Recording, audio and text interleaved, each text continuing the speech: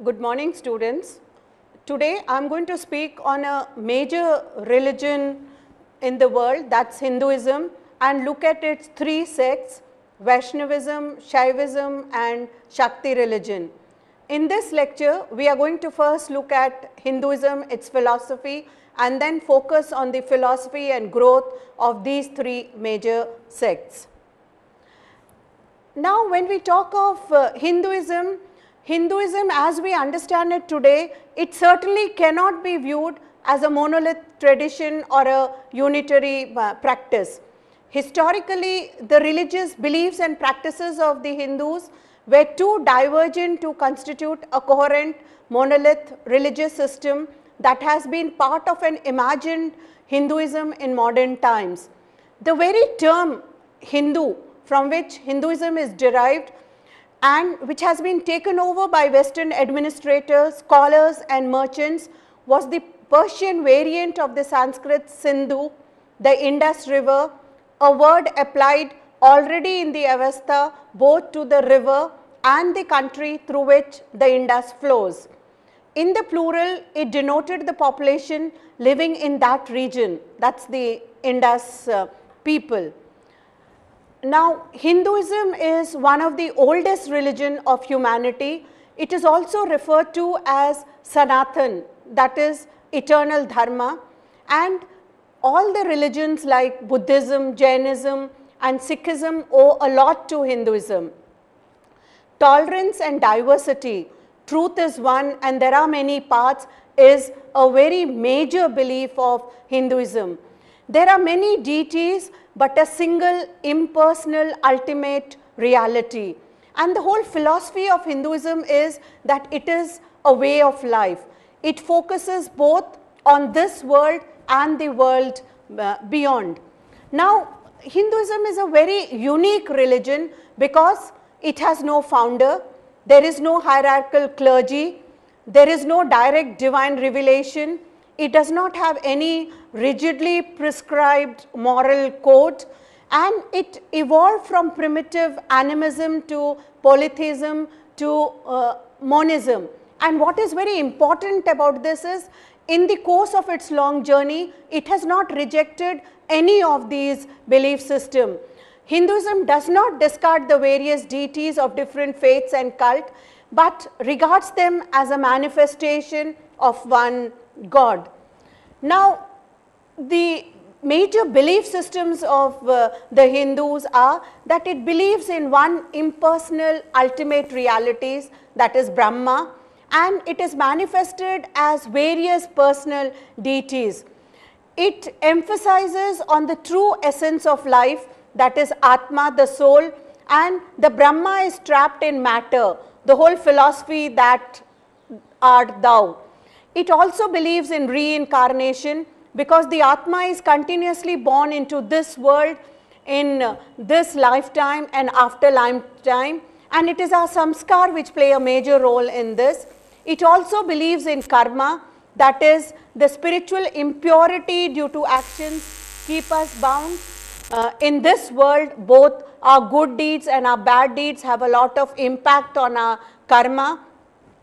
And it also talks of moksha, that is the ultimate goal of life, to release the Atma and reunite with the divine and becoming one with Brahma. We can call it nirvana or moksha, and this is the major belief.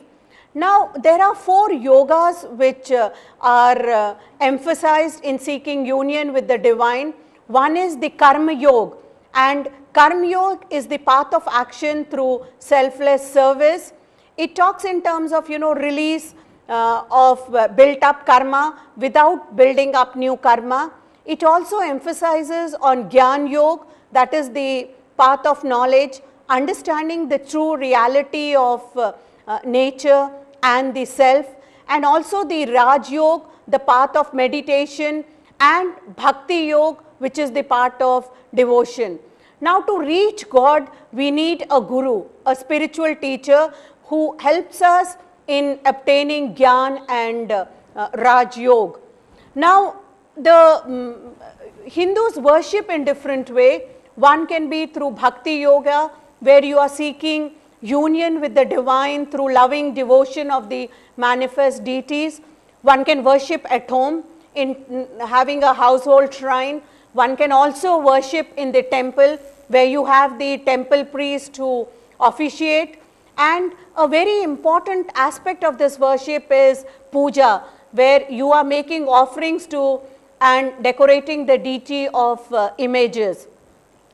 Another important aspect of the worship is darshan, that is, you see the deity, and it is, it can also be an ideal worship or not. And there is also the concept of prasad, that is taking the divine within your own being through eating food shared with the deity. Now, when Hinduism developed over a period of time, there were three major sects which developed. One was Vaishnavism, the members of which worship Vishnu; Shaivism, the followers of which worship Shiva; and Shaktas, or the worshippers of Shakti. And over a period of time, all these sects further subdivided into various other sects. We had Sri Vaishnavism, which became one of the subsects of Vaishnavism. It was founded by Nath Muni, and it developed and attained great height under Ramanuja. And then, like Shaivism, Vaishnavism was also based on perfect faith and devotion on bhakti. And Shaivism, in the course of its long history, further divided into Veer Shaivism. Now, the major gods of the Hindu pantheon are: one, Vishnu, who is regarded as the preserver of the god, and Vishnu is seen as incarnated in 10 avatars, or avatars are descendants, and these include Rama, who is featured in the Ramayana, and you have Krishna, who is featured in the Mahabharata. And here, you see Rama and Krishna are both shown with their consorts, Sita and Radha. Now, the Shaivas worship Shiva, and Shiva is constructed as a god of destruction or a god who transforms. And he also appears at Nataraj, the lord of the dance of creation, and he is also worshipped as with his wife Parvati and his son Ganesh. Ganesh is a very important deity in Hinduism, who is seen as an elephant-headed god, and he is the one who removes all obstacles. All of us know that the moment we start anything, in Hinduism, we always start with the worship of Ganesh. And the goddess Shakti is divine, feminine principle. Durga is seen as the protectress, and she also has the form of Kali, or the destroyer of demon. Now, let's start by talking about Vaishnavism. Now, the antiquity of Vaishnavism is traced back to the Vedic period, but over a course of history, it witnessed various changes and a lot of development. In the Vedic period, we have nature worship in the form of sun, and Vishnu and Agni are among the several deities which are mentioned in the Rig Veda. From a mere solar deity in the Vedic literature, Vishnu emerges as the epico-Puranic period as a supreme power in a composite form of the man god, that is Vasudev Krishna, the Vedic god Vishnu, and the cosmic god Narayan. All these developed. When we look at the history of Vaishnavism from 5th to 7th century, we find that as a religion, it became very popular among the masses, and it spread far and wide. It was accompanied by growth of devotional literature, iconography, institutionalization of the temple worship, and an elaboration of shastras relating to the worship of God. And in the course of this, it became necessary, and this necessitated the composition of the agamas. The agamas are contained principles of worship, how the deity has to be installed in the temples, it also talks about the various rules regarding the construction of temple. The period between 5th to 7th century witnessed the formation of two types of Vaishnava agamas, that is the Vaikhana and the Pancharatras, of which the former is termed as Vedic and the Pancharatras as non-Vedic. The Bhagavata religion was more inclined towards the Pancharatra system.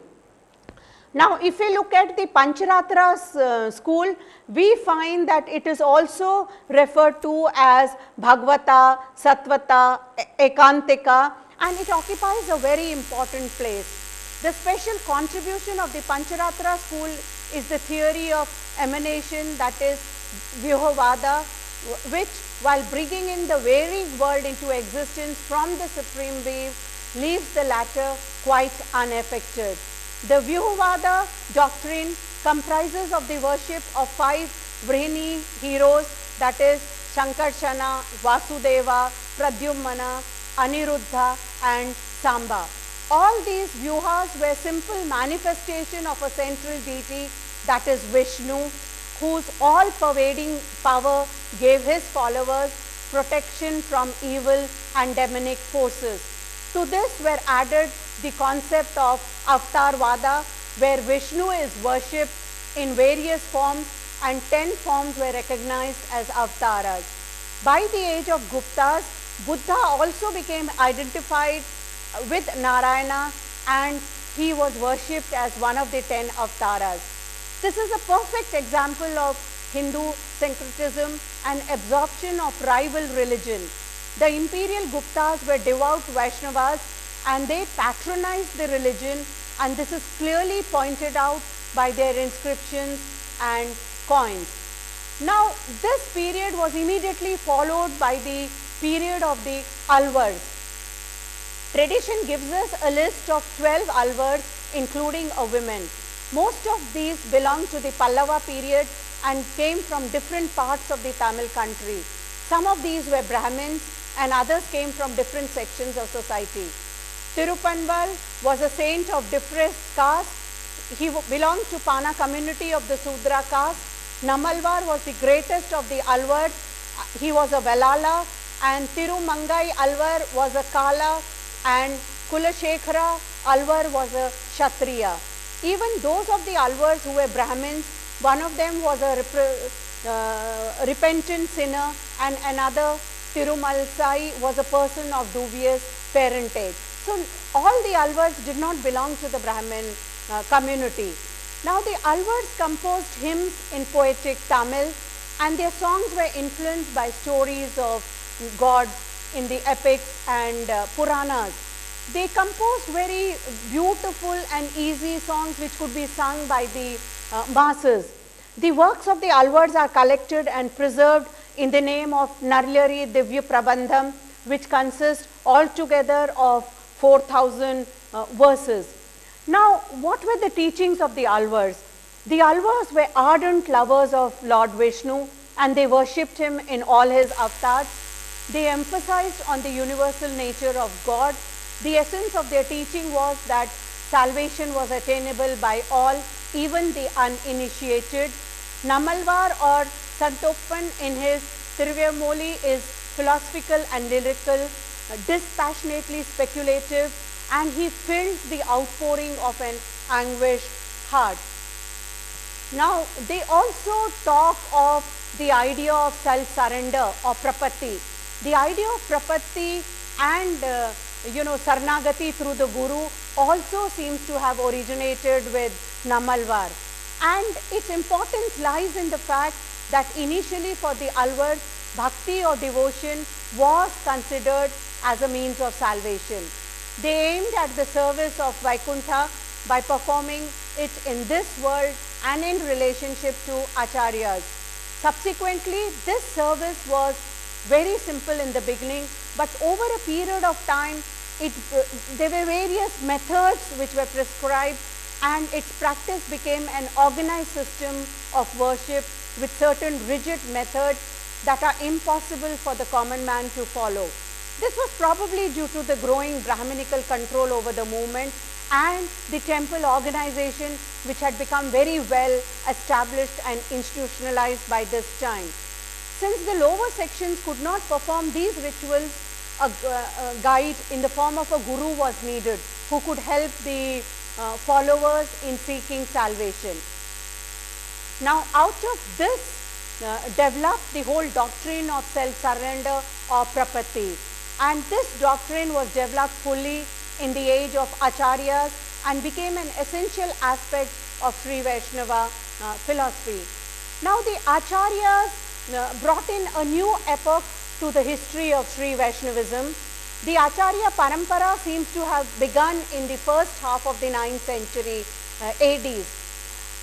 Unlike the Alvars earlier, the Acharyas were very learned in Sanskrit as well as in Tamil, and they tried to interpret the essence of Vedas and Upanishads in terms of Tamil Prabandham.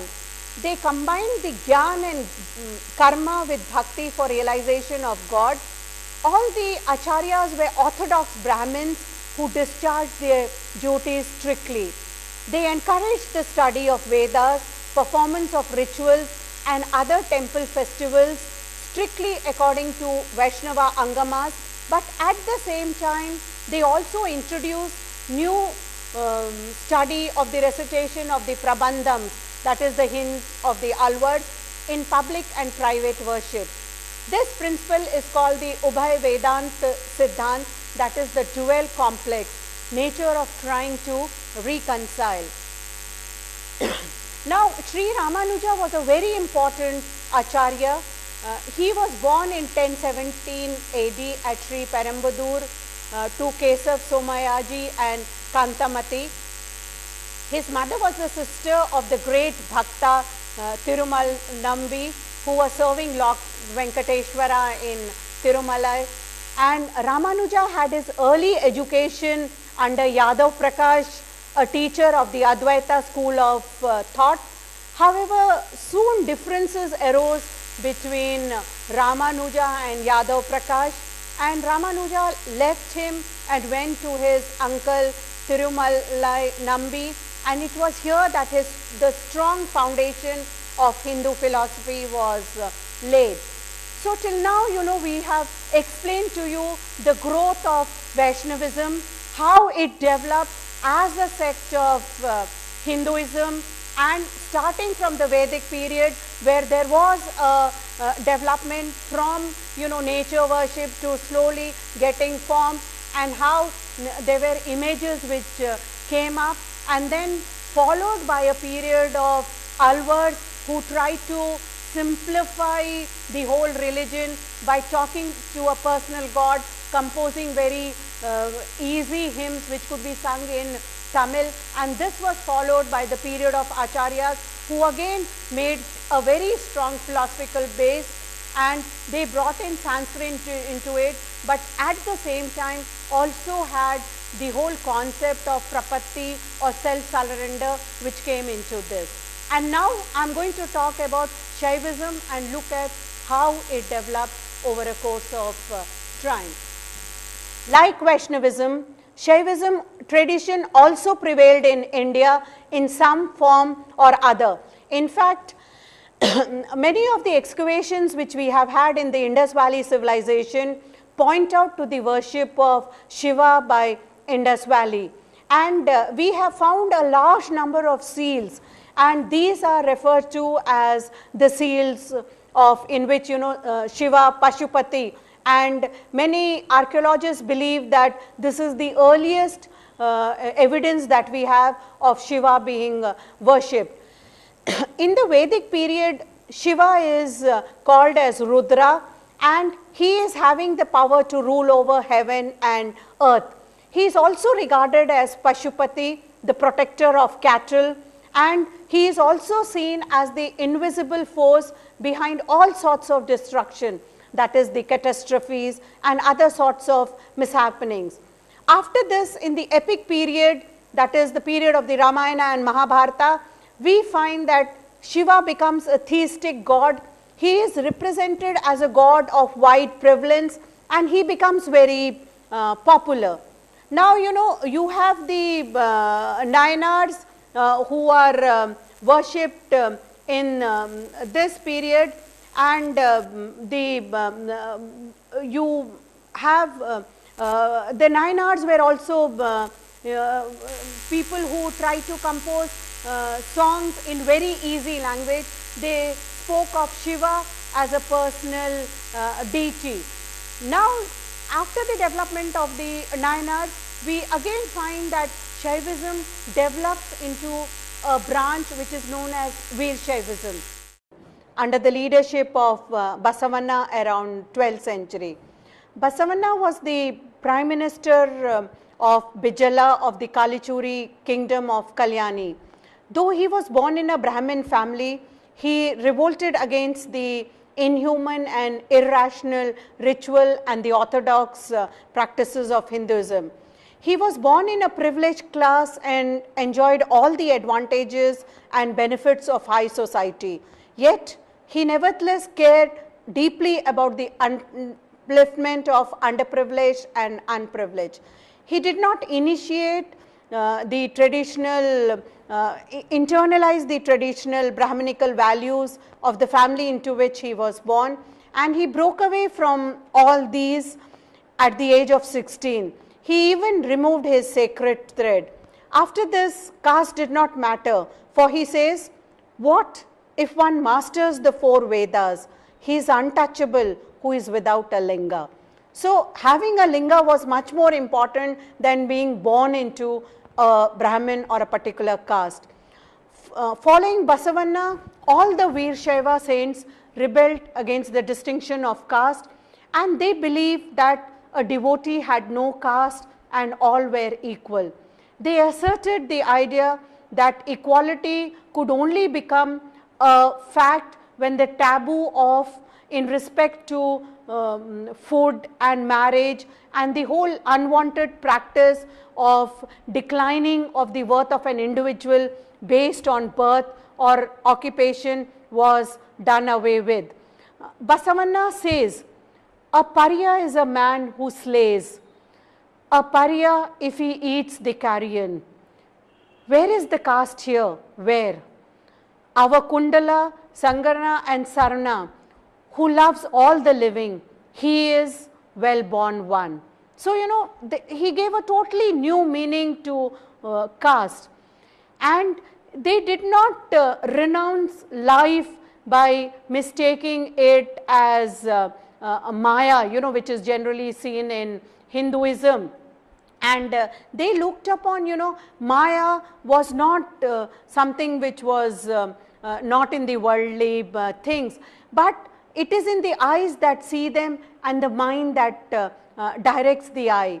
He says in one of his Vachana, they say gold is Maya, women and land are Maya, nor women nor land, the greed before the mind is Maya, mark it, O Gunashevara. So, you know, the total concept of Maya has been changed by Basavanna.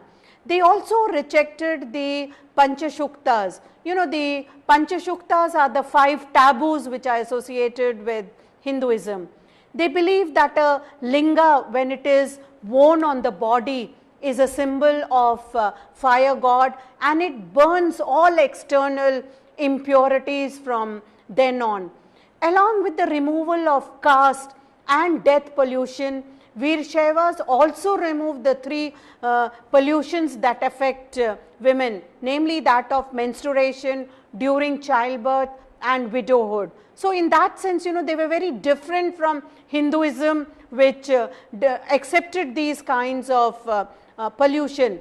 In no time, Veer Shaivism became very popular in Karnataka, and it spread to nearby region. The whole ideology of protesting against inequality, the differential power and narrowing of the excess of economic power that alienated the Brahmins from the non-Brahmins became very popular all over, especially in South India. They added immense popularity to their faith by preaching this whole concept of bhakti to the people. They said that it was not necessary to go to a temple to worship the Lord, and the God is present everywhere and each individual. You do not have to look outside to worship God. Basavana says in one of his poems, you know, the rich may build temples for Shiva, but what can I, a poor man, build? My legs are pillars, the body the shrine, the head a cupola of gold, Lord of the meeting rivers, the standing shall fall, but the moving ever shall stay. So, you know, the whole concept of temple has been changed from something which is fixed at a particular place to the individual, you know, in the body, and therefore, you know, one can worship the individual. And he also talks in terms of, you know, the whole movement closed the shutters to the elaborate ceremonies and the excessive ritualism which had become a part of Hindu religion. See, when you are doing away with the temple, so naturally you don't need the priests who are required to officiate in the temples. It is the body which becomes the temple.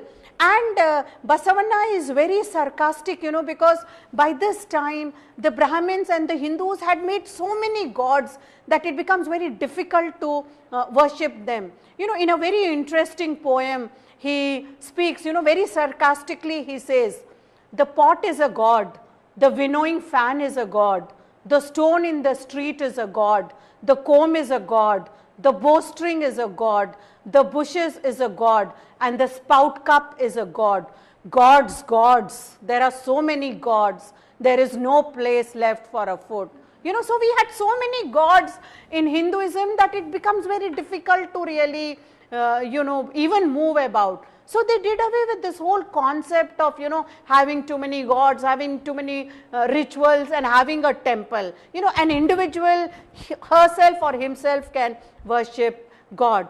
And we find that by 12th century, Shaivism began to gain currency in Karnataka as an alternative to Brahmanism. It had a large Shudra following. Machaya, a washerman, Shivangimaya, an untouchable, even refused to observe caste pollution. Madhavaya, a Brahmin, and Harlaya, a Harijan, decided to perform intercaste marriage between their children. But the orthodox lobby brought a great pressure, and succumbing to the pressure, Bijala ordered the blinding and execution of these two men who deemed to break caste taboos. You know, this event happened in 1167. There was such a strong hold of orthodoxy at that time. And we find that it led to grim reprisals, and you know, the three Veer Shaivite followers like Molla, Bommanna and Jagdeva, they murdered Bijala. It had a very violent end. Following this, thousands of Lingayats were butchered and the survivors scattered in different directions. The Veer Shaiva movement moved into different regions. So, you know, the whole Lingayat movement was born in a context of a divided and exploited society, and in order to challenge it in the name of equality, individual freedom and communitarian commitment. However, you know, the life of this movement was very short lived. In Karnataka, the support of the urban moneyed class particularly was very relevant to the Veer Shaivas, who rejected the public worship of images, and they were also, you know, discouraged by the large scale employment of professional religious priests. The absence of land grants to the Veer Shaiva monks, who also suggested their great dependence on moneyed elite. And we find that if you look at it, you know, even today in the 1980s, most of the Lingayats come from the three commercial districts of Karnataka, that is Dharwad, Bijapur and Belgaum, and they comprise of nearly 40 to 50% of the population. And they were the ones who really questioned the whole Brahmanical social order and the rigid caste distinction in society. But over a period of time, we find that the whole system developed, you know, all the which it had opposed. You know, it developed all the features of the same system which it had opposed earlier. And we find that the Veer Shaivism of Basveshwara was certainly not the same Veer Shaivism which followed the period after Basveshwara. It had lost most of its vitality, flexibility, vigor and revolutionary zeal. The classification of Veer Shaiva sects into Samanya, Vishesh and Nirbhara also showed that the whole sect had been divided on the basis of certain social precedents. And now we find that the whole Veer Shaiva movement moves into the Andhra region. And this happened at a time when the Veer Shaiva movement had declined in Karnataka. And in Andhra also we do not come across the term Veer Shaiva earlier. And we find that Mallikarjuna Pandita uses this term Veer Vrata and Veer Maheshwara, showing that some kind of sect did exist in Andhra. And popularly it is referred to as Andhra Shaivism. And we find that it was popularized here by the three Pandita who are known as Pandita Treya, that is Shripati Pandita, Mallikarjuna Pandita, Shivalanka Manchana Pandita. And none of these scholars received any kind of royal patronage, and therefore they were not able to command the kind of large following which Basveshwara had in Karnataka. Shripati Pandita was a well-known scholar and well versed in the Vedas, Upanishads and other sacred books of Hinduism. He was a great devotee of Lord Shiva and he lived in Vijayawada. He started Brahmanizing Shaivism, and at the same time he tried to counteract the influence of the Mimamsakas and Advaitas by upholding the principle of bhakti. His line of thought culminated in Shrikantacharya, who wrote the Shrikanta Bhasya, openly declared that his system was Shiva Vishesh Dvait. And in Andhra Desha we still find that there is an Aradhya family which traces its lineage from Shripati Pandita. Shivalanka Manchana Pandita was another great devotee of Shiva who popularized this sect. He belonged to the Pandita family in which his father Shambhu Bhatta and his grandfather Shambhu Desika were highly educated and Pandits of highest order. He was a contemporary of Basveshwara. The third Pandit was Mallikarjuna Pandita, and he contributed a lot to the Aradhya sect. He was born in a Pandita family at Draksharamam. He accepted the Vedic standards and rituals and introduced these into the Aradhya sect. Hence, this sect was very different from the Lingayat and the Basava tradition, where there was no caste distinction and Vedic rituals. Many Brahmins joined this new reformed Veer Shaivism in Andhra, and the Vedic traditions gained a strong hold in the Veer Shaiva movement. Mallikarjuna Pandita states in his Shiva Tattva Saram, "O Lord Shivam, make it possible to release the people from this earth bound for salvations through offering and prayers in the path of the Vedas." So though they were revolting, they continued to follow the Vedic rituals, the Vedic scriptures, and they even modified the religion based on Vedas. It is said that Mallikarjuna sowed the seeds of Veer Shaivism and Palkuri Somnatha developed it to a great extent. Palkuri Somnatha was born in Palkuri in Warangal. Though he was a strong advocate of Veer Shaivism, he tried to follow a middle path. His reverence and affection towards Mallikarjuna Pandita made him write Pandita Radhya Charitra, and he criticized the worship of different gods by Brahmin by saying, "It is proper and accepted to pray and worship. Is it proper to worship and pray lesser gods and goddesses while Sarveshwara is there?" So, again he wanted to focus on the worship of one single god, that is Shiva. He also attempted to bring into his fold a large number of untouchables, and he says, it cannot be tolerated and justified to keep the Shudras aloof. What dharma and what morality and which Puran support this? Yet in spite of his zeal to bring about a social change, we find that the Veershaiva sect did not make much headway in Andhra.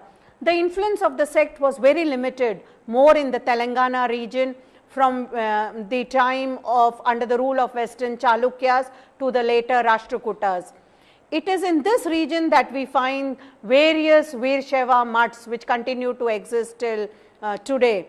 And there were a large number of Jain monasteries which were destroyed, and comparatively we find that the number of Jain temples destroyed are much more in the Telangana region than in the Andhra region. In spite of the Veershaivas' objection to temple and temple worship, a large number of Shaivite temples were built across the region by kings, feudatories, and a large number of individuals. And therefore, unlike Karnataka, in Andhra this movement had a very limited impact, because most probably Veershaivism had declined in Karnataka by this time. It was no longer a radical ideology with which it had started, and it had become very divided and exclusive, and this was the factors which continued into Andhra. And we find that by the time of 14th century, we come across the term Veershaivism in many inscriptions. By the time of Mallikarjuna Pandita and Somanatha, many Veershaiva Jangamas of Karnataka had started migrating to Andhra and from Karnataka and Tamil Nadu region and settled here. The followers of this faith were primarily confined to a certain section. They were of the Vyasa community. We had a large number of Padmasalis, that is the weavers, the Vishwakarma, and a few of the Panchama communities. And therefore, though the literature of the Veershaivas appears to be very revolutionary, the propagators of the faith were unable to put their ideas into practice. In fact, Mallikarjuna Pandita continued to wear his sacred thread throughout his life, and we find that most of the revolutionary zeal of this sect was confined to literature. And then this sect therefore took a very mild form in Andhra, and it is popularly referred to as the Veershaiva, the Aradhya sect in Andhra. However, it was one area where the Veershaiva movement had a lot of impact, and it was with respect to women. We had a large number of women who followed this sect. The Veershaiva movement had intended to bring about a change in society by questioning the whole Brahminical monopoly, and these included women also. Indian society, like a large number of society, was very patriarchal, and we find that many of these patriarchal values were expressed through specific cultural metaphors that regulated aspects of sexuality, reproduction, and social norms. There were elaborate rules prohibiting women from specific activities and denying them certain rights. And there were a more subtle expression of this was through symbolisms giving messages of inferiority of women. And we find that from 580 to 1200 AD, there was a lot of deterioration in women's status where they were regarded as Shudras. And we find that they were not allowed to go through the Upanayan, Sanskara, recite the Vedas, and the kind of, most of the time their education was stopped. And this was something, which the Veershaivan women totally did away with. And we find that women were given a lot of equality in the practice of religion. There were a large number of saints who entered this sect. And the Veerashaiva movement accepted these women saints without any regard of, that they were different from men. And they strongly believe that the spiritual path is something which is open to both men and women. In fact, many of the Veerashaiva saints refuse to recognize any distinction between men and women. Dasamai says at a place, it's a very interesting vachana which she is saying. Suppose you cut a tall bamboo into two, make the bottom piece a woman and the head piece a man, rub them together till they kindle. Tell me now that the fire which is born, is it male or female? So in that sense, they were talking of oneness of being, which is very important. And Akka Mahadevi was a very important saint of this movement. And Akka Mahadevi played a major role in popularizing the Veerashaiva movement. According to legend, she was a contemporary of Basavanna, and she was the daughter of a rich merchant in a village at Udutal, and having born into the lap of luxury, she led a very comfortable life. She was a devotee of Shiva from an earlier period. She was initiated into its worship by an unknown guru. According to legend, she grew up into a very beautiful woman, and the chieftain of the land named Kaushika fell in love with her, and he tried to marry her and she kept refusing, and most probably he used a lot of coercion, and finally she was forced to marry Kaushika, but she kept a promise in front of him that he is not going to touch her against her wishes.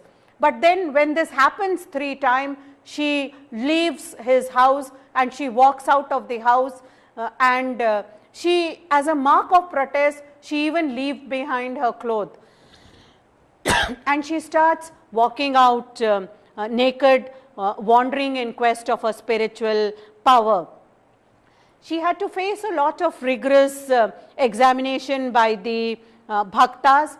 Many questioned her spiritual credentials, and others felt that a woman should not be accepted into the group. Many were appalled by her nudity because she rejected all the social modes and all that which it implied.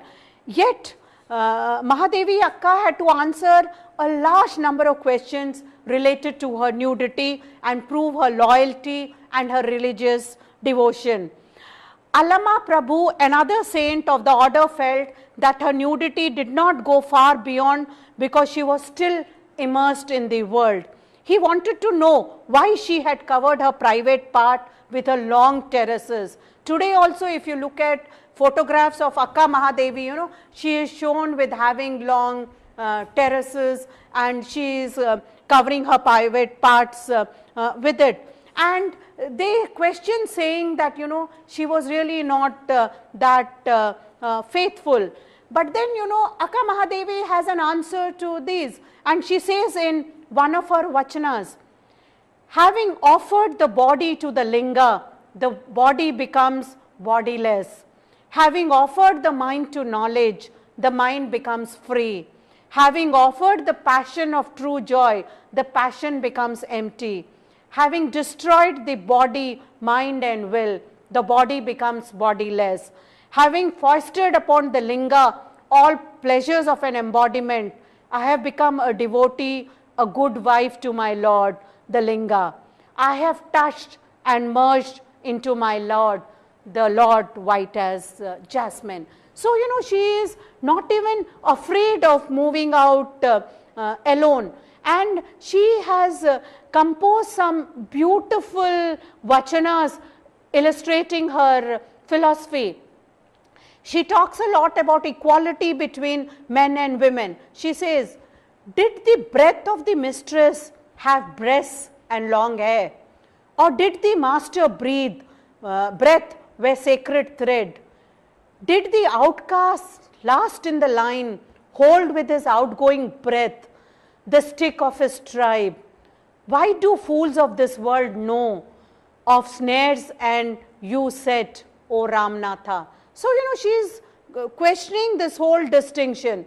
She also talks very boldly at one place. There is no distinction of man and women. She overcomes this distinction. She says, if they see breasts and long hair coming, they call it a man. But look at the self that hovers in between is neither a man nor a woman, O Ramnatha. Now, the kind of, she also talks about, the different kind of social background, and we have a large number of women who followed Akka Mahadevi. They came from different background, different classes, though the movement had people of royalty as well as the working class among their followers. And there was a widow called Akka Nagama. There was a co-wife like Nilochana, and who had denounced the whole institution of marriage. The Veer Shaivas argued that the wearer of the linga, even if it is a woman, is pure for the aspect of, wearing the linga, because fire burns all the impurities. The Veer Shaivas removed all the 5 pollutions of the Hindu Panchasukta, the 5 basic elements which segregate a woman in all socio-religious rites, that is during menstruation, during childbirth, and permanently after widowhood. And they said that many of the Veer Shaiva rituals can be performed by both men and women, by both girls and boys. The Linga Dharana rituals, or the bestowal of the consecrated linga by a guru to a newborn child, is done both for the girl as well as the female child as well as the male child. And the diksha, or the rite, is considered to a means of spiritual birth, and it is open to both men and women. After initiation, a Veer Shaiva is expected to follow the 5 codes of conduct and the Pancha charas, that is the most important being the Linga Chara, that is the daily worship of the lingas. And we find that, this gives so much power to Akka Mahadevi that she is able to do away with all kinds of worldly rituals. She says that, she is married against her will to a powerful and a worldly man.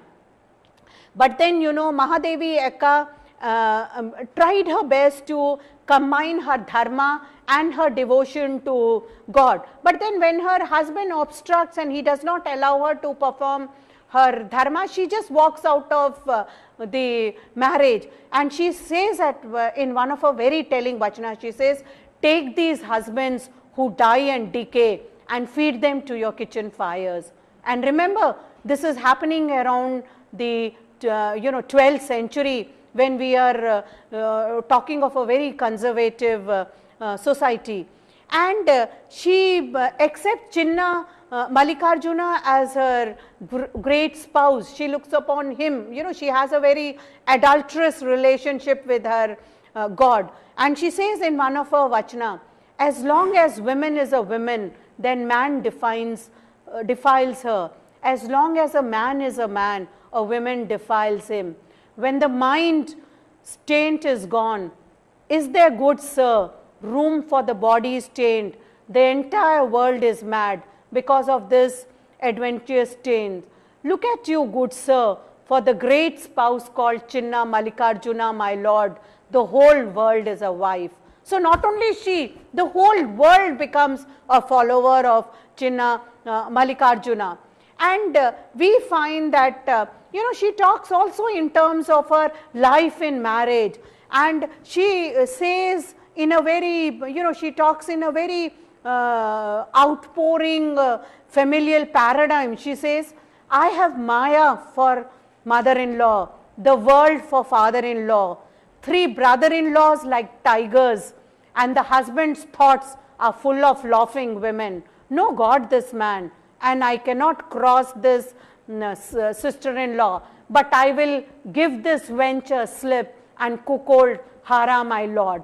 So, she in Hinduism, the husband is seen as a god, but she is very open and critical of him, and she can see for what he is worth, and she finds all her devotion into this god who is her lord.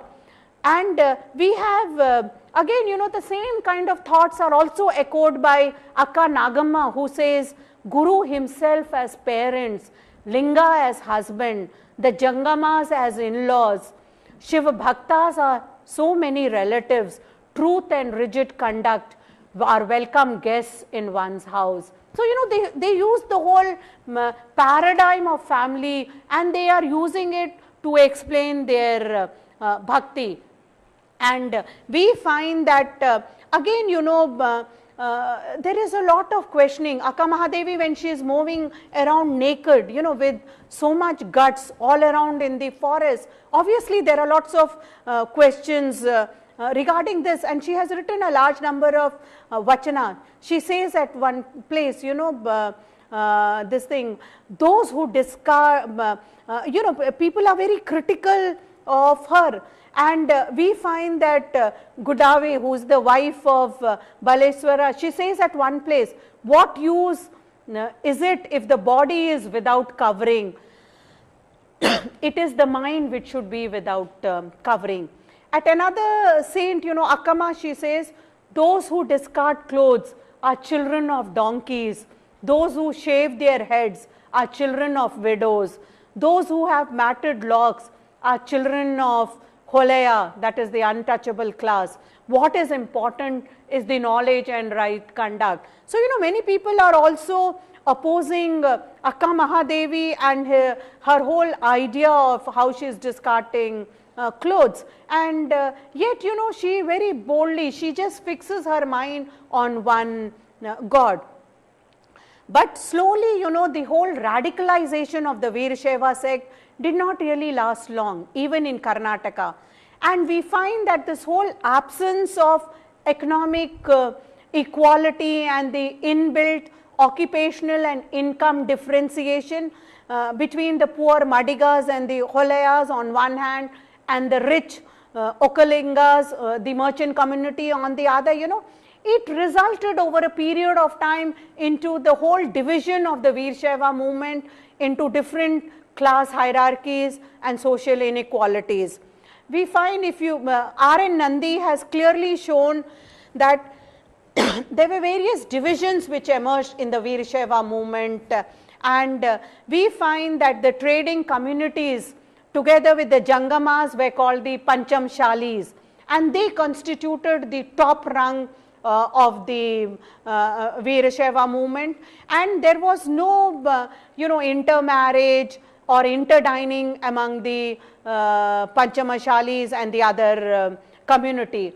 The rest of the communities were called non-Panchamshalis.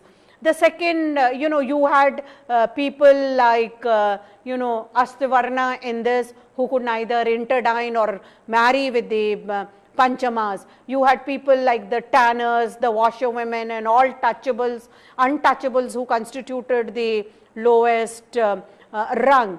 And these were Veerashaivites only in name, and they had no right to Linga Dharma. They could not even worship Linga, and they could not intermix with the Varna. And so, over a period of time, we find that the whole Veerashaiva movement became as exclusive. It became one very exclusive, and it forbid interdining, intermarrying, and we find that it soon developed, as R.N. Nandi has clearly shown in many of his writings, it developed a social exclusiveness based on privilege of birth and cleanliness of profession, much along the same lines like the Brahminical caste system, which the sect had originally decried and criticized.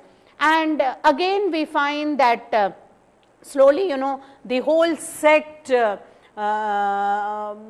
became very divided, and it lost its importance, and it was no longer the radical force with which it had started. Now I am going to talk about the third aspect, that is Shaktism.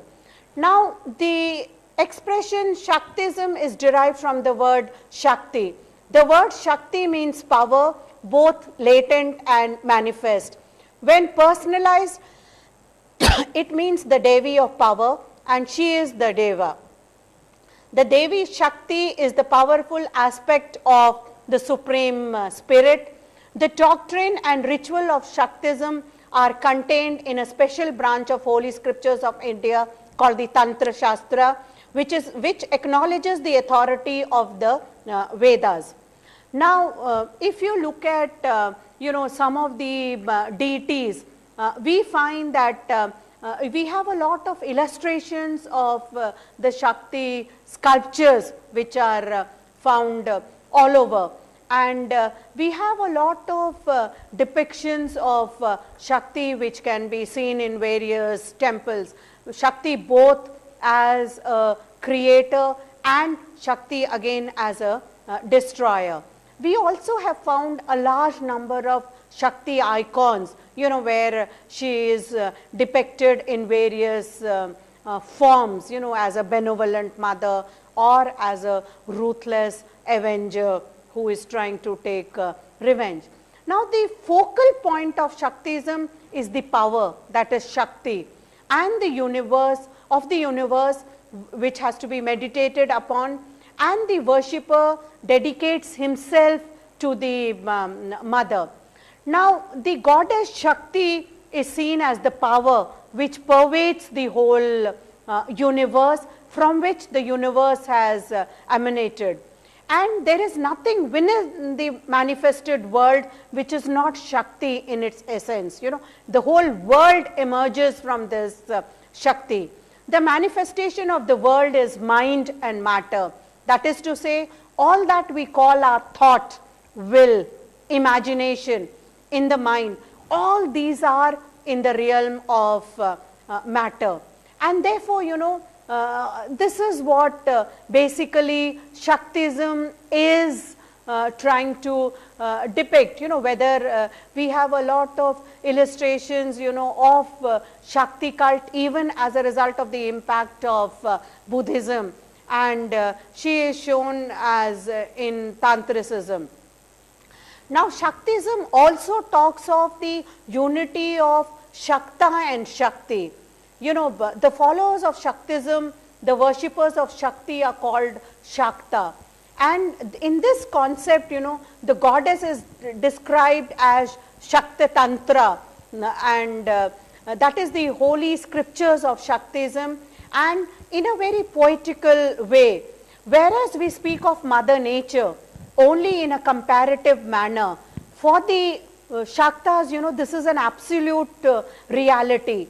Nature is her whole body. Her presence is personally felt by him when he is standing on fertile ground of the earth, and he touches her life and it blossoms in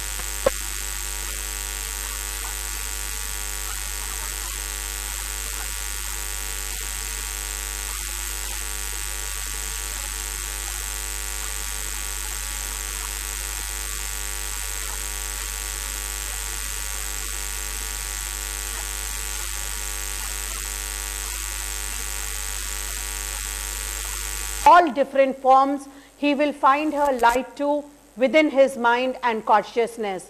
Thus to the Shakta, the whole universe of mind and matter reveals itself in its unity. He sees before him her great body, which he adores, her sacred feet, her heart, her mind. Hence, in the ultimate terms, there is really not much difference between the Shakti and the Shakta. They appear to be different, but in reality they are only one.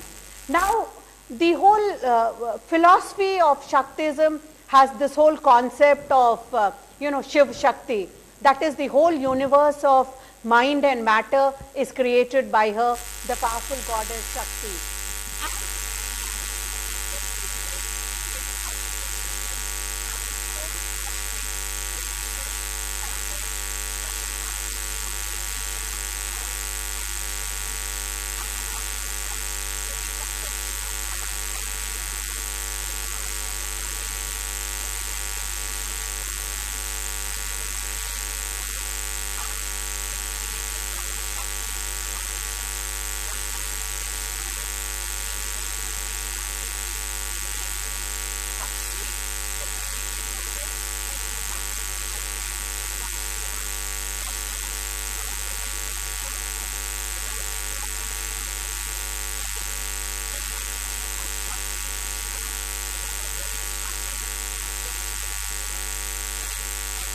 India in growth.